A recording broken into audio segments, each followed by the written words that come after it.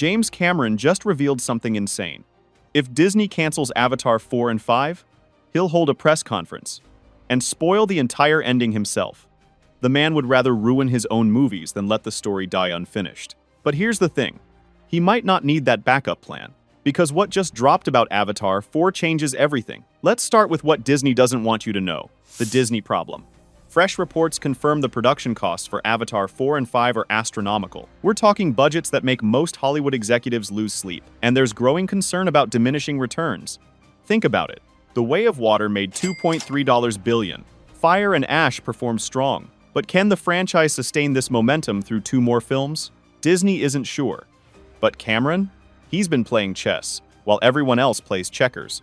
In a recent interview with Entertainment Weekly, Cameron revealed his contingency plan. If Disney pulls the plug on the final 2 films, he'll hold a massive press conference, and he'll reveal the entire planned ending to the world. Every plot point, every character's fate, everything. The man would rather spoil his own movies than let the story die unfinished. That's not ego.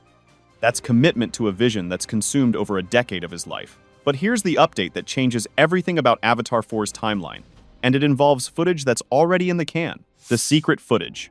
Production insiders have confirmed something massive. The first act of Avatar 4, roughly 30 minutes of footage, already shot, not planned, not storyboarded, shot. Cameron filmed these scenes during the production of The Way of Water and Fire and Ash, and he did it for one specific reason. Trinity Bliss, Jack Champion, the young cast members. He needed to capture them before they aged out of their roles. Because here's what's happening in Avatar 4 that nobody expected. An 8-year time jump. Cameron initially told the press it was 6 years. He recently corrected that in a Vanity Fair career retrospective. It's actually closer to 8 years after the events of Fire and Ash. This isn't just a creative choice. This is a narrative earthquake. Think about what that means. Tuck, no longer the wide-eyed child we watched grow up across 3 films. She's a full teenager now, expected to play a warrior role in the story. Loak, early 20s, taking leadership alongside Syria after everything that developed between them in Fire and Ash. And Kiri? This is where it gets interesting. The new narrator, Sigourney Weaver, just confirmed something in an interview with Jake's Takes that fans have been speculating about for years. Kiri will narrate Avatar 4. Not Loak, not Jake, Kiri. She becomes the 3rd narrator in the franchise. And according to Weaver, Cameron told her about this role 12 years ago. When she first signed on, 12 years. The man has been building toward this moment since before The Way of Water even started filming. Weaver's exact words. I narrate the next one. It's a major part of the saga for Kiri. Now think about what this means for the story. Kiri's connection to Eywa, her mysterious origins. We saw glimpses of it in previous films. Avatar 4 is positioning her at the center of everything. But there's another character we need to discuss, one that won't appear until Avatar 4. And her introduction has been years in the making. The Michelle Yeoh mystery. Remember all those behind-the-scenes photos of Michelle Yeoh on set? The rumors she'd appear in Fire and Ash? Cameron just cleared the air. Yeoh was originally announced to play Dr. Karina Moog, but in a recent interview with Taiwanese outlet TVBS News, Cameron confirmed she's now playing a Na'vi character named Pak Tualat, and she won't appear until Avatar 4 and 5. Cameron stated, Michelle is definitely going to be in 4, if we make 4. Yeoh shot her scenes back in 2021, years ago.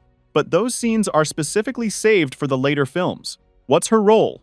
Cameron described her as an interesting, fun character. But consider the timing. A new Na'vi character, introduced right as the franchise dives deeper into unexplored biomes and cultures. Something tells me Pak Tualat knows things about Pandora that will change how we see everything. Speaking of new environments, let's talk about where Avatar 4 is taking us. The Arctic biome. Cameron teased this in an IGN interview while promoting his National Geographic documentary, Secrets of the Penguins. And he wasn't subtle about it. Years ago, I wrote Avatar 4 and 5. I wrote them all at once. So I know exactly where the story goes, and we will see cold climates, the equivalent of Antarctic or Arctic climates. Pandora is a complete world, and there are many different biomes. Those are his words. Concept art has been teased, showing bioluminescence against ice and snow. Cast members have dropped hints about polar environments. Stephen Lang, Una Chaplin. They know what's coming. Picture this. New Na'vi tribes adapted to freezing temperatures, living in ice caves, underground shelters, Protective gear similar to real-world Inuit adaptations. Bioluminescent plants glowing against frozen landscapes. And potentially, a hiding place for the resistance. Or the site of a resource the RDA desperately needs. Cameron isn't just building a setting. He's building a complete ecosystem, a culture, a way of life we've never seen on Pandora. But we need to address the villains, because Avatar 4 is setting up something dangerous. The threat, Colonel Quaritch. His fate at the end of Fire and Ash is deliberately ambiguous. He leaps backward into the flames below. We see him screaming as he falls. But here's the thing. Nobody. No confirmation. And Stephen Lang himself addressed this in an interview with Cinema Blend, saying, "The line that I don't say when I take that is FK it because that's really what it is. It's a FK it moment. This is too confusing and complex for me. I've done plenty." When asked if Quaritch is truly dead, Lang added, "He did die after the first movie, and he almost died in the second movie, so who knows what's in store. That's not an accident. That's a hint." Then there's Varang, leader of the Ash people, played by Una Chaplin. She absolutely survived Fire and Ash, and insiders expect her to evolve into the main antagonist for Avatar 4. Her Night Wraith mount, her fire manipulation abilities, her ideological fury against Aiwa. She doesn't want coexistence. She wants domination. Now imagine if Quaritch joins her. Human military tactics and weaponry, combined with Varang's ferocity and local knowledge. The Sullys have faced threats before, but nothing like this combination. Production timeline. Here's the practical reality. Cameron confirmed he won't start filming the remainder of Avatar 4 until after Fire and Ash releases. That means production is ramping up right now. Early 2026. The remaining footage needs the now older cast members. Post-time jump, post-growth.